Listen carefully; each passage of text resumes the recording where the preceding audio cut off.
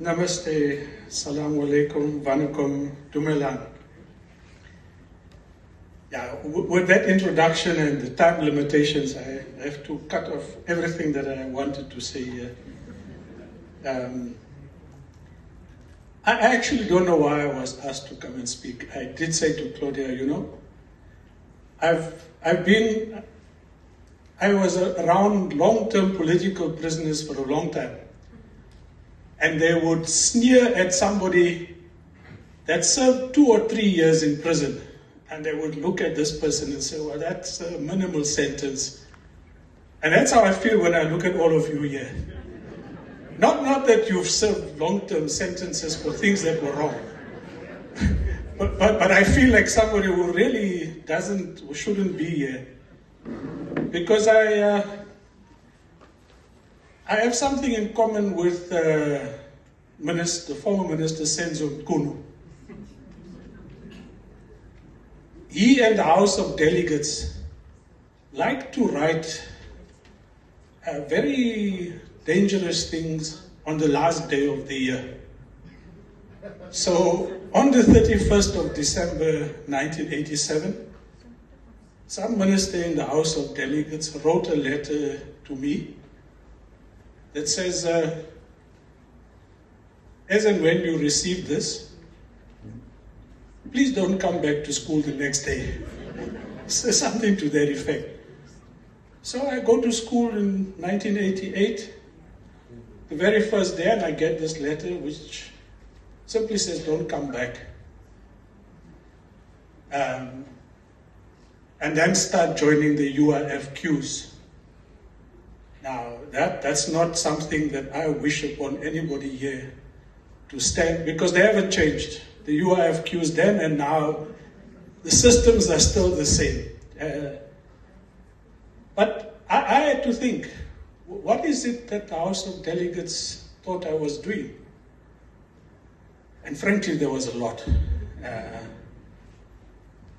But I don't know what, and I hope Albert was here. Is Albert here? Because I want Albert to help me find my file from the House of Delegates or whoever took it to find out what the exact reason was. Because it had no reason. It simply says, don't come back tomorrow. And we thank you for your services. But I had started in 1985. Not that I wanted to be a teacher. I had started at UDW as a mechanical engineer. Yeah, Dale. I went there as a mechanical engineer. I just didn't like living in a hostel. Hostel life was not for me. But in order to get to Wits, you needed ministerial permission.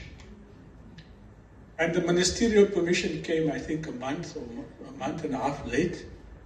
But said I could only do a BA. And then obviously the only thing that I thought I could enroll was, well, let's try education. I did it. I did a 1-year stint in '83 at Lenz, and then went to finish my degree, and Manilal Patel gave me a post at Topaz. But 1985 in Lenz was the year of the bus boycotts, was the year of the first state of emergency, was the year that we were starting to get teacher unions off the ground. When I look back, I was more of a propagandist than a teacher. Not that I didn't do what was required. You had the lesson plans and what have you. But the bulk of my time was really spent, and Sushi was the deputy, I think, at the time. So I'm not sure what you were or weren't aware of. But that was 85. 86, at some point, I had the police pitch up at my classroom, and they had a habit, every 2 or 3 months, they would come and raid the classroom. Not knowing that what this was doing was actually making the students there more aware of what I was trying to make them aware of, but finding great difficulty. And every time they raided the classroom, it made me more popular with students that I was trying to say, look, what you're learning here is one thing, but you need to know a whole lot of other things about this country. And in '86, the cops pitched up one morning and they said, we want to take you. And I said, no, I have to finish my lessons. And until today, I'm very puzzled. Because they said, okay, then go home. At 3 o'clock, we'll pick you up. And I complied. I'm not sure why I complied, but I complied. It was a very short 2-3 week stint at Sun City, at which there were a whole range of other former detainees, or rather detainees who were picked up in that emergency period. Amongst them Lalu Chiba and others. But I got out from there, and then the ANC sends a message. Please come to Botswana. I didn't understand the ineptitude of the ANC then as much as it is now, but when I look at it today, I should have realized it then. So I go to Botswana, and they don't pitch up. You know, first time I leave the country and I go to the strange place, I go to where they don't pitch up. I go back the next week. And then the bulk of 1987, I spent in the classroom, I spent weekends in Botswana, but I spent building an ANC underground structure. I don't know if that's why I was fired. But I also, through Ismail and others here, get dragged into every PTL activity, the Progressive Teachers League. And Ismail says I was the secretary. For the life of me, I can't remember being the secretary. I think I just signed things. But it was really Ismail. Ismail is the most wonderful behind-the-scenes operator. He'll get all of you here at every table to do things. And you won't know that you're doing it on his behalf, but you're doing it. So I then get this letter and I get fired. But what it does for a family, for somebody whose father's a waiter, it breaks their entire dreams. Yeah, we spent money on you, we put so much effort, and now you go and get fired. What the hell do we do? And I lived with that guilt of that choice ever. So I was never really a long-term teacher, which is really the long-winded way of saying what I ever wanted to say here now. It's really you that and I'm glad that I was fired. Because all of you who have taught for all of these years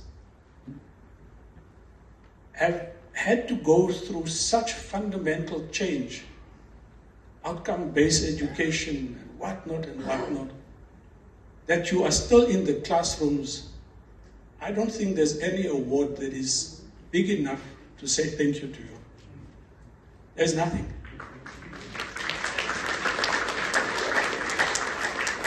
And I say this because we all went, so part of what Claudia and others did is they want to say sorry for that you got fired. They make me a delegate to the SATU launching conference. I'm out of school. But the dream that we had with SATU and the current reality of where that union is and what it has done to our education is the same dream that we had for the governing party and what it has done to the country. It is a complete dereliction of duty.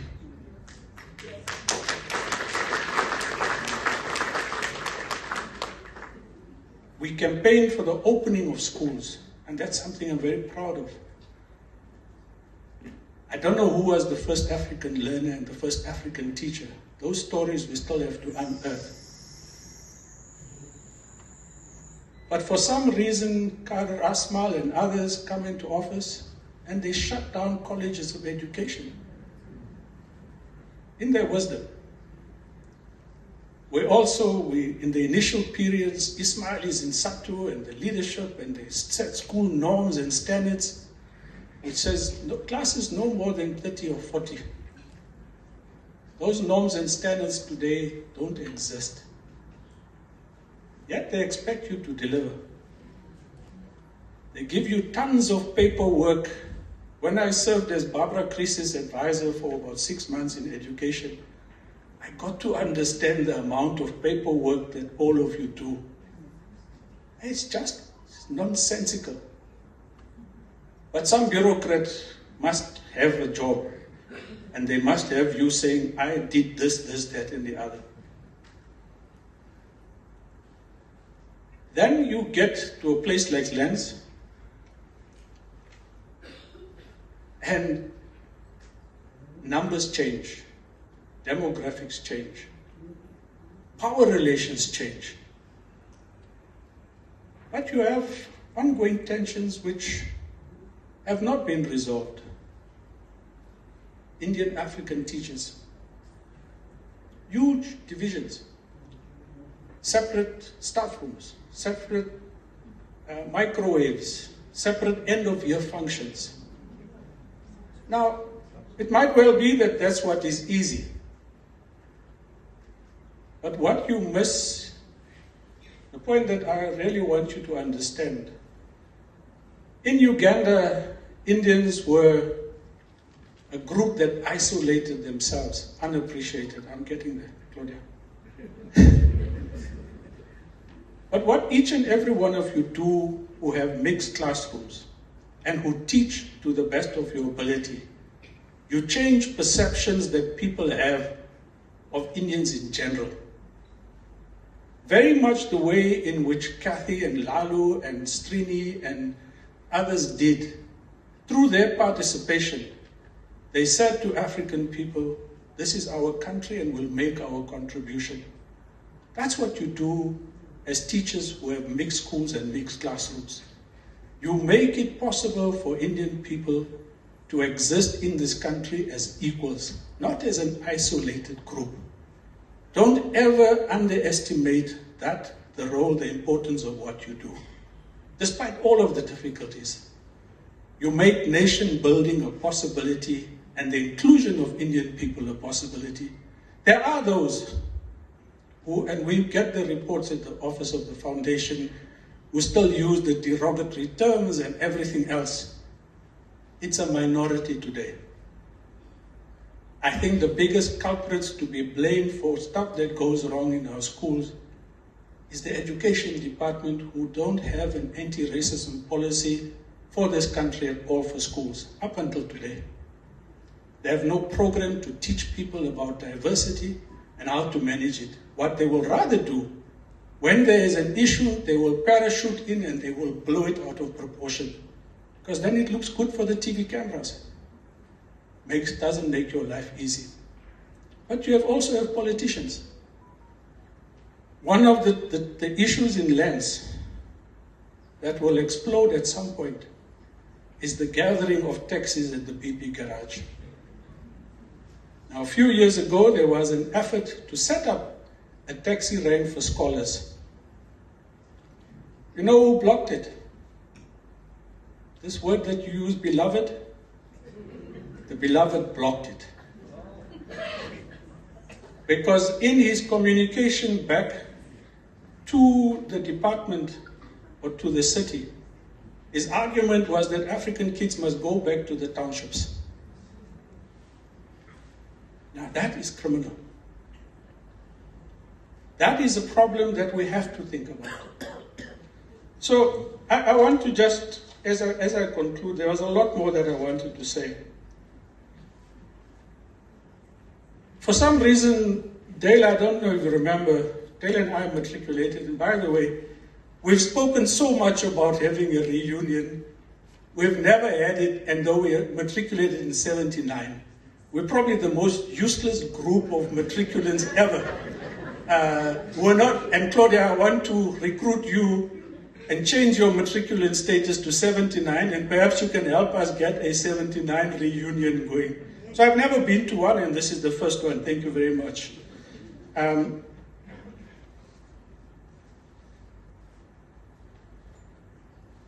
Yeah, I suppose the point I want to just end on is really to acknowledge Ismail. You know, in a climate where greeting each other for Diwali and Eid is frowned upon from different religions, when Muslims can't say Happy Diwali and Hindus are not supposed to say Happy Eid or Christmas and so forth, because conservatives and fundamentalists are opposed to that kind of stuff. Having all of you here across religion and a little bit across race breaks that and pushes it back continuously. But seeing Ismail stand at the Diwali festival there, and with the lighting, you would not sure whether it's him or some image of some Hindu god, was the most amazing thing. But reinforced at what is the heart of Lenz 70 and what has been its core strength has been that appreciation of diversity. Ismail, you've kept it alive, not only in that, but just in the way you've given life to celebrating Lenz at 70. The unfinished work of education is finding the teachers, the administrators of that transition period. I think we have to understand how people got through it, what are the lessons, and what are the current challenges. Those challenges are not going to go away, but that's a story for another time.